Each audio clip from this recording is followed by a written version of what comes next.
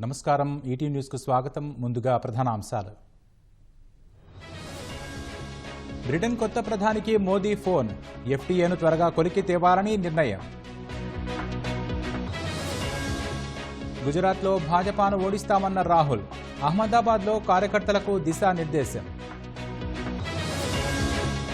NEET UG counselling వాయిదా. మళ్లీ పరీక్ష నిర్వహించాలని కాంగ్రెస్ డిమాండ్. అసోంలో మరింత దారుణంగా వరద పరిస్థితి. 24.5 లక్షల మందిపై ప్రభావం.